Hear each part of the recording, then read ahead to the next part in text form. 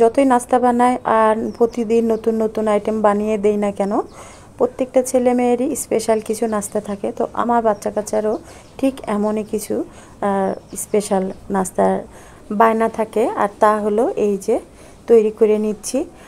আর কি তৈরি করে নিচ্ছি দেখতে পাবেন। আটার খামির করে নিয়েছি, যেভাবে রুটি পরোটা বানায় ঠিক সেভাবে। তবে পরোটার মতো করে কিন্তু তেল টেল দিয়ে আমি খামিরটা বানাই নাই। জাস্ট লবণ আর 1 চামচ চিনি দিয়ে আর পরিমাণ মতো পানি দিয়ে আমি এই ডোটা তৈরি করে রেখেছি। এরপরে হাতে ছেনে সব মানে খুব তড়িঘড়ি করে রুটি বানিয়ে নিলাম বড় সড়ো করে। আর বড় বড় করেই করে নিয়েছি আটার লেচিগুলো, দেখতেই পেলেন। এর উপরে রুটির উপরে দিয়ে দিলাম 2.5 চা চামচ চিনি। আর এরপর পরোটার মতো করে সুন্দর করে এই যে একটা ভাঁজ দিয়ে নিলাম। এইভাবেই 1টা 2টা 3টা করে নিব। আর এই নাস্তাটাই হলো সেই মিষ্টি পরোটা, যেটা আমার ছেলে মেয়েদের খুব পছন্দ। 7 দিন যেতে যায় না, তারপরেই বলবে যে আম্মু যতই নাস্তা বানাই এটা সেটা হ্যান ত্যান, তারপরেও বলবে আম্মু অনেক দিন মিষ্টি পরোটা খাওয়া হয় না, একটু বানিয়ে দাও। তো এই সেই মিষ্টি পরোটা যেটার বায়না তাদের লেগেই থাকে। তো এখানে আমি 4টা আটার খামির করে নিয়েছিলাম 4টা পরোটার, কিন্তু আমি আমার জন্য আর করব না। আমার এই মুহূর্তে এটা খেতে ইচ্ছে করছে না, আর সন্ধ্যার সময় ভারী খাবারটা আমার ভালো লাগে না। তো আমি হয়তো একটু চামুড়ি খেয়ে নিব, কিংবা বিস্কিট টিস্কিট আছে, যদিও বিস্কিট আমার ভালো লাগে না।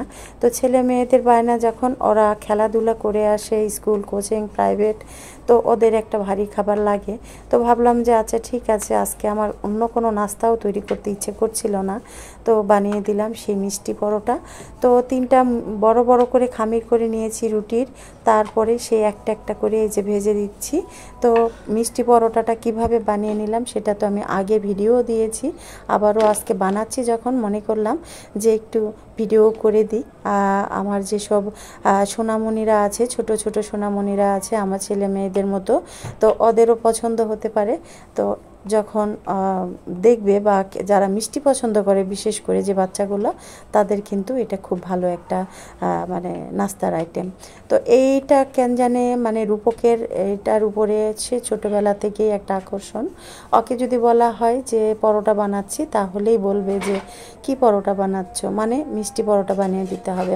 তো সে মিষ্টি পরোটা আজকে বিকালে নাস্তাতে দিয়ে দিব ওদের সন্ধ্যায়। আর আমি চা তৈরি করে নিব, সাথে বিস্কিট বা মুড়ি দিয়ে খেয়ে ফেলবো। তো এই তো একটা একটা করে 3টা বানিয়ে নিয়েছি। তো ওর বাবা খেলে খাবে, তার জন্য তার কাছ থেকে অবশ্য শুনি নাই। তো ছেলে মেয়ে 2জনের 2টা, ওর বাবার একটা। আর এই তো কীভাবে পরোটাটা তৈরি করে নিলাম সেটা তো দেখতেই পেলেন। আর পরোটা কিন্তু নর্মাল পরোটার মতনই, জাস্ট শুধু তেল দিয়ে আমি খামিরটা করব না। আর 1 চামচ চিনি দিয়ে দিব আমি এই খামিরের সাথে, আটার ময়ানের সাথে, যার কারণে আমার এগুলো খুব ক্রিস্পি হবে আর ফুলবেও না। আর এই রুটিগুলো না ফুললে, পরোটাগুলো না ফুললে বেশি ক্রিস্পি হয় এবং খেতে অসাধারণ লাগে। তো পরোটা যাতে না ফুলে এই জন্যই কিন্তু আমি আটার সাথে 1 চা চামচ চিনি মিশিয়ে নিয়েছি, যার কারণে এটা ক্রিস্পি হয়েছে বাট ফোলে নাই। আর এই যে এপিট ওপিট করে খুব সুন্দর করে ভেজে নিচ্ছি একটু কড়া করে। আর চিনির দেওয়ার কারণে 4 ধার দিয়ে ক্যারামেল তৈরি হয়ে গেছে। আর এখানে আমার মানে সসপ্যানে দুধ জাল দিয়ে রেখেছিলাম, গরুর দুধ, সেখান থেকে দিয়ে দিলাম 2 কাপ। তো 2 কাপের মধ্যে চা পাতা আর চিনি দিয়ে দিচ্ছি, দিয়ে 2 কাপ চা করে নেব আমার আর মেয়ের জন্য। তো এই তো চা হয়ে গেল আর পরোটা। তো কেমন লাগলো রেসিপিটা? আশা করছি ভালো লাগবে। যদি মনে চায় এরকম করে পরোটা বানিয়ে খাওয়ার, তো তৈরি করে নেবেন, অসাধারণ লাগে।